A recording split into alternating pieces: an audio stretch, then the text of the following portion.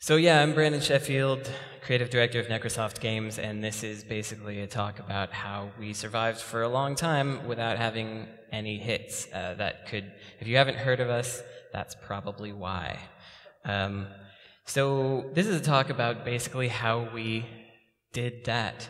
The main drive of this talk is that if you have a video game that you have to any competent degree of completion, you have a potential revenue stream.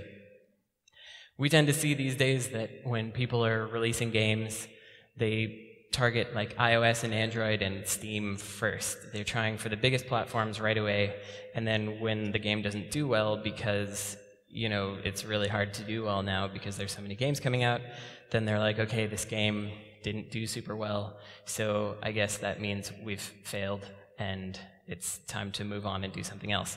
And I completely disagree with that, because as long as you have a game, you have a way to get some money. So what we do basically is we target new platforms when they're brand new, because when a platform is new, they need games. They need users, and to get users, they need games. And the way that they get games is paying for them, because they know that nobody's going to create games for a platform that nobody is already on. I know that this conference has a lot of platforms and vendor-type people in the audience, so I hope that you don't hate me for this talk.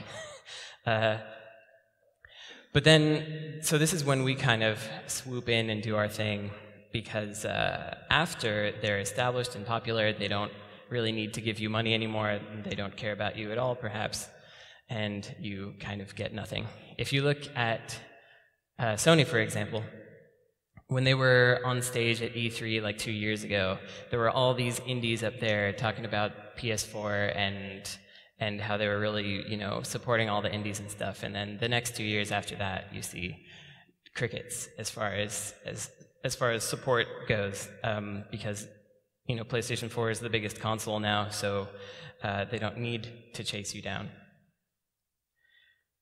So what most companies do is they'll make a prototype, they'll try to get funding for it, and then they use that funding to finish the game if they get it, and they release a version 1.0, and if it's free to play, then they continue updating that forever. But what we do is we start with a prototype, of course, and we also try to get funding, but we try to get it from smaller platforms that are new and emerging. So we'll release our first version of a game, which will be kind of like a very polished vertical slice. It's like a smaller version of the final vision of this game that we want. We'll release that for a small platform, and then we will pitch to another small platform, kind of like a plus version of this game. So we add some features, add some other things, polish it up, squash some bugs, and do 1.25. Then we do this again in perpetuity until we have the final big version of the game that has our full vision in it. So our version 1.0 is kind of similar, our version 2.0 is kind of similar to other companies' 1.0, except that we've been able to spend a lot of time iterating on it, squashing bugs, and adding new features. So this is how we get finished games that we own 100% of with no publishers. Even if the games themselves haven't sold amazingly to consumers, we've been able to create our vision of what we want. And so this version 2.0 is what we release on wider platforms like iOS and Android and Steam. But we also don't stop there. We keep porting it to new platforms after that. This is also how we survive when nobody is wanting to fund our new projects. We can use the money from doing this to fund new initiatives and stuff. I'm going to give an example. Wait, first I'm going to show you some video that shows you exactly some of these games, and I'll talk about what they did. Turn that down a little bit. So this is Gunhouse. This is a puzzle and tower defense hybrid that we first released on PlayStation Mobile in 2014. So Sony paid for the development of that game because they needed games on PlayStation Mobile. Then Windows Phone needed games there, so they paid for they gave us a grant to bring it there. And through the process of doing that, we were able to take the game from Sony's obscure SDK over to Unity, and so then after that we were able to just port it wherever, whenever we wanted. After that, we gave it to Amazon for the price of a phone because my programmer needed a new phone and we figured it'd only take us 2 days. So we got a new phone and we gave them the game. And we actually sold pretty well on Amazon. But the main point is we continued squashing bugs, adding features, doing new things every time we ported to a new platform. So then we now had enough stuff in there that we felt comfortable releasing it on iOS and Android. And because we had done so much kind of polish work, we were able to get a Google Play feature and get into Google's Indie Game Summit thing that they did. And now that it's like done, we're porting it to PlayStation systems and releasing it on limited run, which is a super great kind of niche thing that you can do, which I'm going to talk more about later. Here's another game of ours that we did the same thing with. Well, that's loud. There you go. This is Oh Dear. It's a little blurry, sorry. It's a game about, it's like a pseudo 3D driving game about drifting your way to grandma's while hitting or avoiding as many deer as possible. For this one, we also got Sony funding for the first version, which we released in 2015.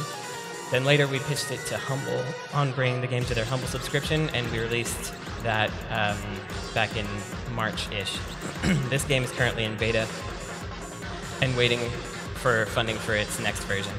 So Gunhouse is sort of at the end of that arc for us, and this game is in the middle point. And you know, PlayStation Mobile, the first platformer we released this on, is now completely dead, and you can't get the original versions of these games anymore. And that's something that I'll talk about more as well, but it's actually sort of a good thing in our case. So with Gunhouse, we sold very few of copies of it to actual consumers. It's in the low thousands how much we've sold. But our money from platforms and niche things like limited run, by the end of the year will be at least 140,000. The retail price of the game is $3. And so this is kind of a bluff here, but you could say that our revenue per sold unit is $46. If you include the units that we've given away for free, it's still around $3.60, which is good considering that, you know, for retail price, stores take $1 of our $3. You know, like I said, I'm exaggerating a little bit here because development budget is included in that. But anyway, it's fun to exaggerate sometimes. So here's some things that are cool about this model. Basically, people are paying you money to make your game for yourself. And as you keep improving it, the game gets better, and people are paying you to do so. It's almost like you're funding DLC, except it's free for players. You also build expertise at launching games. The more you launch games on different platforms, the more you kind of get used to different stores and just figuring out what launching entails, period. Double Fine, for example, they got so much experience launching games kind of this way that they spun up their own publishing initiative because, you know, what does a publisher really do these days except for release your game and promote it? And if you're learning to do that yourself, that's excellent. It gives you a big catalog of titles to work from. If you look at a company like Sega, they've got games from decades past that they can just, you know, put a ROM out and sell it again, and it actually generates some money for them. But you can also go further and do something crazy, like they currently on Steam sell ROM hacks. They let people hack their old Genesis ROMs and release those. Sega gets some money, and they get some money. It's pretty nuts. And right now, you know, SNK is selling its Neo Geo games like gangbusters on Switch because they've got a catalog. So as you build a catalog yourself, we have touch games if there's a new touch platform that comes along. We have controller games if a new controller platform comes along. So we're able to quickly release new versions of our older games on new platforms because we're basically prepared for that. And you can also use this sort of funding. If you wind up tying yourself in with some obscure technology, you can kind of get out of that with funding for a new platform, get it into Unity or Unreal or something that's more universal. You also kind of learn to promote more because every time you're releasing, you have a new opportunity for social media blitzes and this sort of stuff, which is really useful because I also find that most people these days, like they fear that they've talked about their game too much or talked about what they're doing too much. But I have friends who've known me for 15 years, and I'll talk about how we just put out a new version of Gunhouse, and they're like, "Oh, what's that? I don't know. Is that something you're working on?" Like people, there's so much noise that this is good practice to keep talking about your games. Also, if you want to pitch a publisher with kind of the mid-period of this kind of model, you have like the game to show them. You can show them the final vision of it and tell them where it's going, but you have something really solid to pitch with. So there are some caveats about this as well. You must own your own IP for this to work. If you are tied in with a publisher and you're like, I want to put it on this platform for $10,000, it's not going to matter to them. I should mention that through this model, you can tend to expect $20,000 to $30,000 for new platforms that are larger, and sometimes it can be as low as like $2,500. But as long as you scale to how much time that's going to take you, it can be really useful. Don't expect these platforms to last. Like I mentioned, PlayStation Mobile is gone now, but in fact this was kind of nice because we got press talking about how we revived from a dead platform, or other things like that. You also have to, this is really obvious, but you have to make it good. I've had a lot of people talk like, okay, cool, I could just release whatever I want as quickly as I want, and I'm not trying to advocate for making garbage. You have to make cool stuff in order for this to be good. It also only really works if you're a small team. So for us, $20,000, $30,000 is great. That keeps us going for a few months. But if we were, because we're like 3 to 5 people, but if we were 10 to 15, it wouldn't sustain us nearly as long. Double Fine, as another example, they released some Android versions of some of their existing games paid for by platforms. And the money for that didn't totally cover the cost. So, those were new platforms, and the game didn't wind up selling well, so they've basically given up on Android after that. But if they were a team of 10 instead of a team of 40 or however large they are, it actually might have been a lot better for them. You also have to have somebody who's on the team who can spend time thinking about and doing this stuff, because it takes a lot of tracking down. In creative teams, nobody wants to do business stuff, but somebody has to do it. So, in our case, since I'm the only person not putting assets directly into the game aside from writing, I'm the guy taking business meetings all day today. Also, if you are consistently delivering, you'll start to find that new platforms come to you instead of you having to go to them, because they need new content quickly, and maybe they talk to somebody else at some show and they're like, yeah, these guys are doing this for us, and they'll start to come to you. And you actually have to plan for the fact that you're not going to make any additional money more than what you were given for that funding to get on that platform. Because it's small, you can't expect to sell more. Kind of like VR right now. You can't really expect that you're going to make a whole bunch of money selling VR games to consumers, because that is incredibly rare, because the market is just too immature at this point. Potential pitfalls, there are plenty of these as well. So at the end of last year, we had $200,000 in handshake deals from various platforms and publishers. These were all definitely going to happen. Everybody was on board. We were all agreeing that this was going to go. The only thing we didn't have was a final signed contract.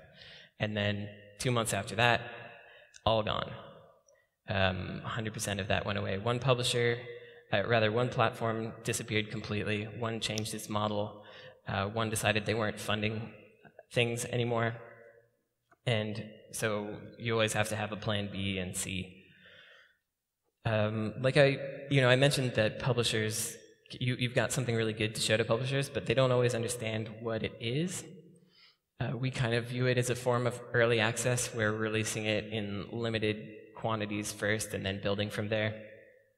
But we've also had publishers come to us and say, this game is basically out, so why would I fund it? Even though we're showing them kind of, this is what the roadmap and where it's going to go, people don't always necessarily understand it. It also takes a lot of legwork to get this started up because these platforms are obscure sometimes and they can be hard to find. Like, they're desperately trying to find you and you're trying to find them, but there aren't really good, easy ways to do that. People also ask me, like, is this going to mean that nobody plays my game? And we've actually found that more people play our games because of this. Because like I said, we've sold like a few thousand units. But through kind of carrier deals and things like that, we've had the game as pack-in on a few phones. And so I don't know exactly how many people that is, but it's got to be in the 100,000s. And so that's nice. It's a lot more than we actually would have gotten through our regular kind of selling straight to consumers model. So how do you find these platforms?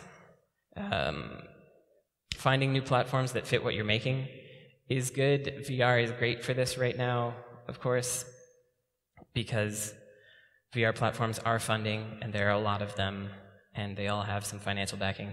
My friend at Oculus told me at GDC that basically nobody who's making a VR game should be doing it for free right now. Everybody should be getting funding for a platform. Like, once you're post prototype level, you should be getting funding because the industry is still so new there. Also look for alternate business models like subscriptions, for example. On iOS and Android, subscriptions are getting to be a big thing, also on PC as well.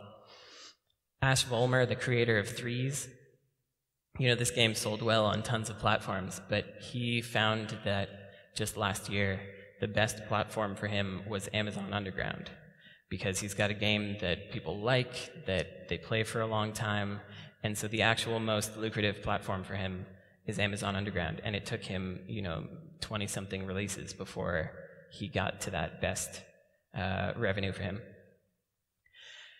Niche markets can also be great. They're great for us. So Limited Run, which I mentioned before, if you don't know them, when you release a PlayStation 4 or Vita game, Limited Run can do a limited run of boxed games. So Sony allows this for anybody, but you can release like 4,000 to 8,000 copies of a PlayStation 4 or Vita game physically. But Limited Run has kind of created this market for it where they know exactly how many they're going to sell and when they're going to sell them.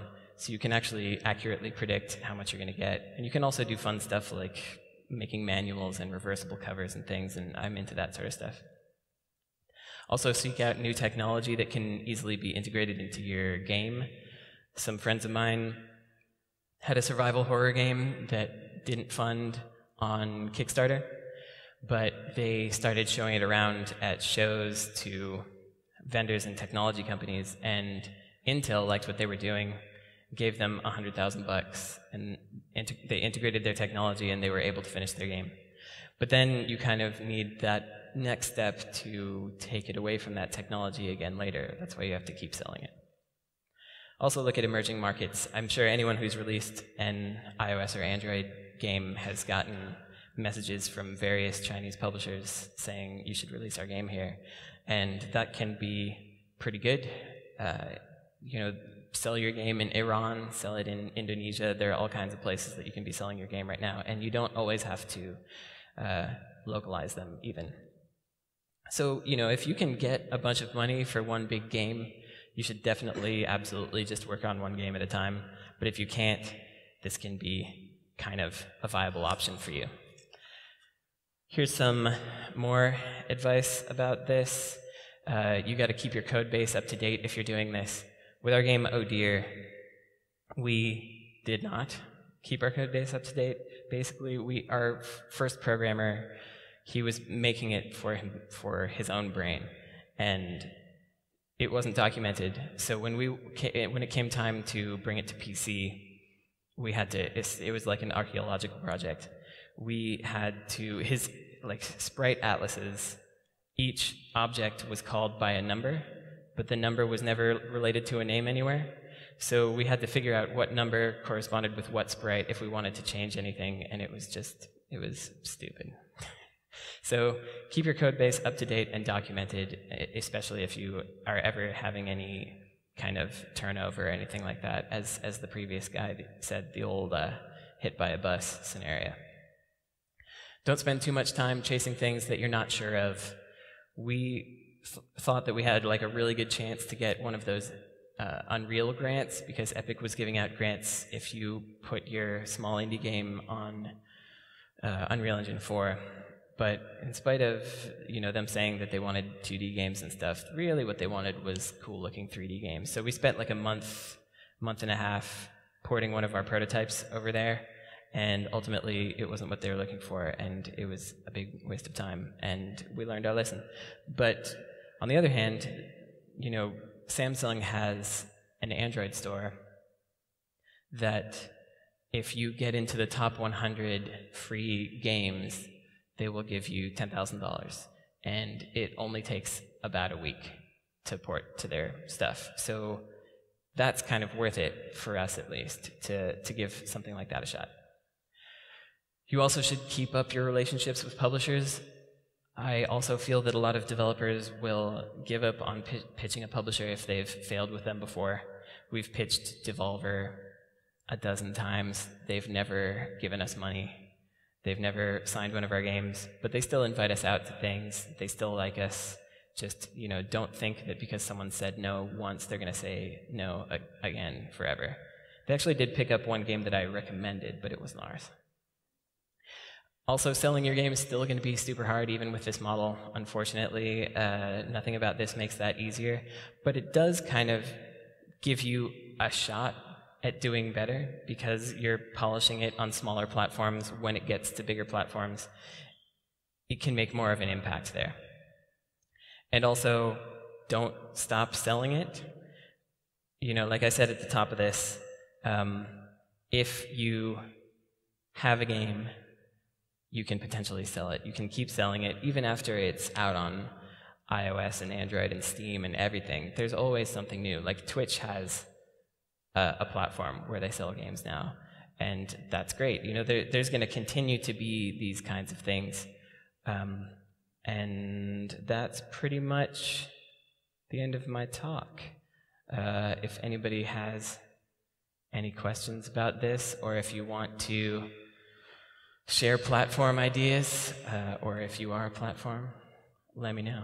What are you seeing right now for platforms that are emerging that you can potentially get on? Oh, yeah. I would definitely say it's a good time to get on the Twitch platform, because you can sell your game directly to streamers. And since it's a relatively new platform for selling, there's a lot more kind of interesting stuff that you can do. But, there are a whole bunch of other things coming out, like Jump is a multi platform sort of streaming service. Hatch is by some ex-Revio folks, and they have some really good ideas about what to do. I can get into a whole bunch. Oh yeah, here's some extra wacky ones if y'all are curious. Like there's one that has it sells games to luxury cruises and hotels. That's pretty interesting and weird. They said no to us, unfortunately. I really wanted that one. There's a tablet that is locked down but sells exclusively in prisons.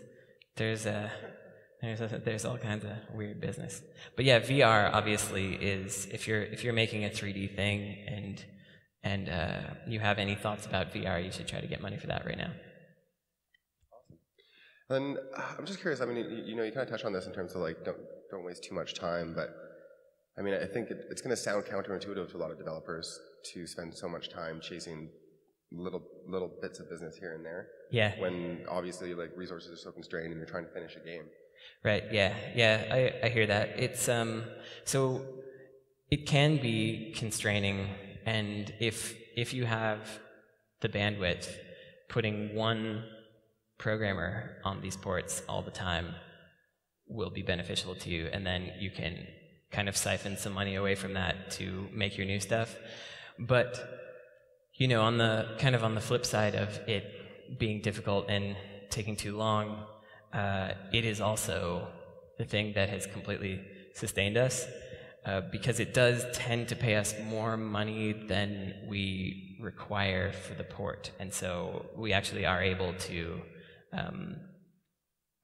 we're able to fund new stuff through it. And the only person who's doing all of the legwork of like finding platforms and stuff is me, and my time is more flexible than my programmer's time. So I've got a Skype meeting with a platform in Finland at 2:10 in the morning on Thursday. So I just have to put it on myself. Okay, we got time for one quick one. One quick one, not two. Okay, yeah, not two. Yeah. Okay. So one question is, how do you deal with managing the scope for like version 1.25, 1.5? How do you deal with managing the scope for like the budget you have? Yeah, so we've been worse at that in the past. But basically, what is the tightest core of your game? That's what you should build first. Something that is like it really feels like it's the full game, but it's smaller. So with Gunhouse, for example, the game is endless. So rather than building a bunch of levels, it has an algorithm that makes things get more difficult and gives you more money for your actions and things like that over time. So that was a kind of solution for us to the problem of how do we build this larger game. We wound up later adding modes and features and things like that, but at first it was just like this core experience, but we made it endless so that it was, big enough, but also a small enough amount of work. So obviously it'll come down to the individual, but focusing on that very core is what I would advise. Awesome. Well, thank you so much. Big round of applause for Brandon Sheffield, please. Thank you.